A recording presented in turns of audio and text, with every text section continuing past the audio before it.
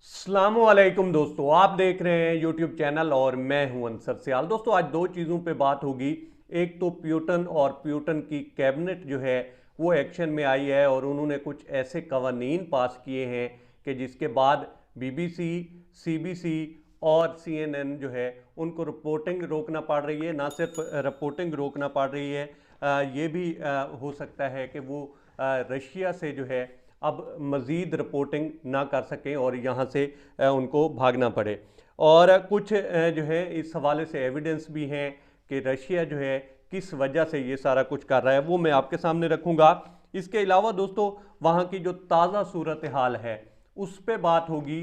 और तीसरे नंबर पे दोस्तों अब बात होगी FATF की ग्रे लिस्ट पे कि पाकिस्तान तो इसमें शामिल था ही, अब जो है यूएई को भी इसमें शामिल कर लिया गया है। और यूएई को किस चीज़ की सज़ा दी जा रही है या किस बेस पे जो है उसको इसमें रखा गया है, इसके पीछे मुहर्रिकात क्या हैं, इस पे बात होगी। लेकिन शुरू कर लेते हैं दोस्तों प्यूटन के नए कवानीन से। चलते चलते इस चैनल को भी सब्सक्राइब करके बेल बटन प्रेस कर दीजिएगा और अगर आप बेहतर समझें तो इस वीडियो को भी लाइक कर दीजिएगा। दोस्तों रशियन जो लॉ मेकर्स हैं, जो प्यूटन की कैबिनेट है और प्यूटन ने खुद भी इस पे जो है एक्शन लिया है। और ये जो फेक न्यूज़ वहाँ पे चल रही थी, इस हवाले से उन्होंने एक नया जो है लॉ पास किया है। और इसके तहत दोस्तों जो लोग वहाँ पे जो भी चैनल्स जो हैं वहाँ पे फेक न्यूज़ देते हैं या गलत रिपोर्टिंग करते हैं या सनसनी फैलाने की कोशिश करते हैं, तो उनको दोस्तों एक तो उन्होंने ये रूल पास किया है कि उनको जेल जाना होगा। ना सिर्फ जेल जाना होगा बल्कि उनको भारी जुर्माने भी पे करने पड़ेंगे उस चैनल को भी और उन रिपोर्टर्स को भी उसकी जो है कीमत चुकाना पड़ेगी। साथ साथ उन्होंने ये भी लिखा है कि वहाँ पे जो है जिस तरह से रशिया के ऊपर सैंक्शंस की बात की जाती है, कोई इस तरह की बात रिपोर्टिंग में करेगा या ये कोई डिमांड करेगा तो उसको भी इस कानून का सामना करना पड़ेगा। अब उसके बाद दोस्तों CNN ने, BBC ने और CBC ने, इसके अलावा भी कुछ चैनल्स हैं जिन्होंने अपनी रिपोर्टिंग जो है वो रोक दी है। और कह क्या रहे हैं, जिस तरह से हमारे यहाँ पैका कानून के खिलाफ जो है ये बात या ये जो है तजवीज़ रखी जाती है या ये ताबील रखी जाती है कि जनाब ये आज़ादी सहाफ़त के ख़िलाफ़ है, तो उन चैनल्स ने भी यही बात की है कि जनाब ये तो जो सहाफ़ती आज़ादी है वो इसके ख़िलाफ़ है, लिहाजा हम जो है रिपोर्टिंग अपनी रोक रहे हैं। लेकिन दोस्तों अगर हम ये देखें तो इसकी वजूहात क्या हैं। दो तीन चीज़ें ऐसी हैं जो कि रशिया ने एविडेंस के तौर पर रखी हैं या उन्होंने पहले भी इसके ऊपर एहतजाज किए हैं। एक तो ये है दोस्तों कि आपने शायद देखा होगा कि एक मीडिया चैनल जो है वहाँ पे रिपोर्टर रिपोर्टिंग कर रहा था और वो दिखा रहा था कि पीछे से जितनी भी पड़ी हुई थी वो सारी डेड बॉडीज़ हैं और जनाब इतनी हलाकतें हो गई हैं। लेकिन उसमें से एक आदमी जो है अब्दी दुनिया से निकल कर फिर इस दुनिया में आता है और अपना जो उसने ऊपर कपड़ा लिया हुआ होता है या कफन होता है उसको ठीक करने की कोशिश करता है। तो वो जो है एक तो ये चीज़ थी कि जनाब ये सारा कुछ फेक जो है बनाया जा रहा है। दूसरे नंबर पे दोस्तों एक BBC ने एक जो है रिपोर्ट छापी थी और उसमें एक पिक्चर उन्होंने शेयर की थी। अब मेरे लिए भी ये काफ़ी जो है हैरान कुन था क्योंकि बहुत बड़ा क्रेडिबल इदारा है BBC।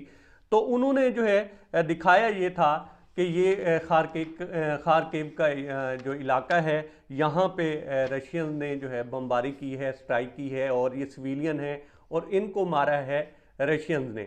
लेकिन बाद में रशिया ने इसको क्लियर किया और उन्होंने अपने ट्विटर हैंडल पे भी लगाया कि ये जो तस्वीर है ये खारकिव की नहीं है, ये डोनेट्स्क की है और यहाँ पे जो है यूक्रेनियन ने स्ट्राइक की है और सिविलियन आबादी को निशाना बनाया। तो रशिया को ये लगता है कि ज़्यादा जो है इस चीज़ में सनसनी फैलाई जा रही है और उनका जो मौक़िफ़ है वो पेश नहीं किया जा रहा, इसलिए उन्होंने दोस्तों इसके ऊपर जो है पाबंदी लगा दी है।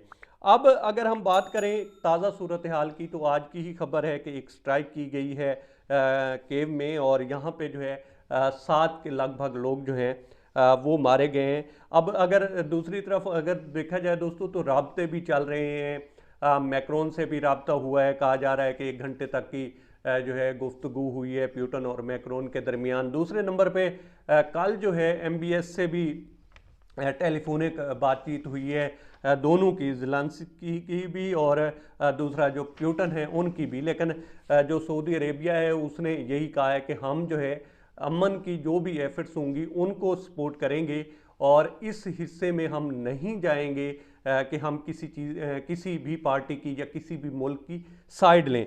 तो ये अभी तक जो है चल रहा है। दूसरी तरफ कल जो है यूक्रेन और जो कि यूरोप का बहुत बड़ा जो है पावर प्लांट था इस और यूक्रेन में, तो वहाँ पे जो है रशिया ने उस एटमी पावर प्लांट पे कब्जा किया है और वहाँ पे आग भी लगी हुई पहले दिखाई गई थी। उसके बाद मज़ीद डिमांड की गई है कि ये जो रशिया है जिस तरह से कार्रवाइयाँ कर रहा है तो यूरोप जो है वो रिस्क पे है।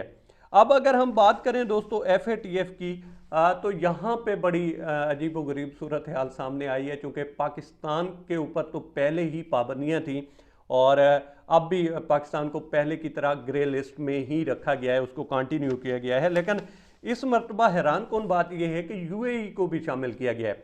अब बज़ाहिर तो इल गोटन मनी और इस तरह की चीज़ें जो हैं वो बताई गई हैं, लेकिन हकीकत दोस्तों जो बताई जा रही है या पीछे इसके जो अनासर कार फरमा हैं वो ये कहे जा रहे हैं। एक तो UAE ने विंटर बीजिंग ओलंपिक्स में शिरकत की थी, एक तो ये वजह बताई जा रही है कि उनको ये लगता है कि शायद UAE चाइना के ब्लॉक में शामिल हो रहा है। और दूसरे नंबर पे दोस्तों ये जो करारदाद UN में पास हुई है और इसमें बहुत सारे ममालिक ने हिस्सा नहीं लिया, 34 से 35 ममालिक थे जिसमें पाकिस्तान भी था, इंडिया भी था, बाकी भी थे, और इसी तरह से UAE ने भी उसमें जो है शिरकत नहीं की थी।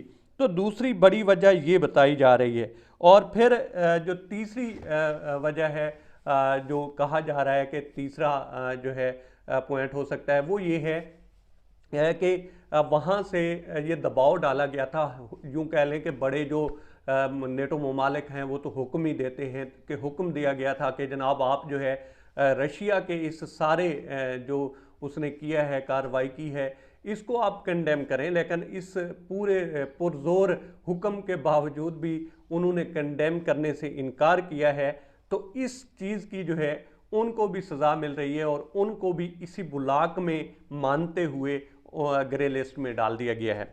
तो ये पूरी थी तफसीलात दोस्तों, अब तक इतना ही। आप दोस्तों से रिक्वेस्ट है कि आप हमारे चैनल का विजिट करें और अगर आपको हमारे चैनल का कंटेंट पसंद आए तो इसे सब्सक्राइब करें। ताउन के लिए शुक्रिया दोस्तों। अल्लाह हाफ़िज़।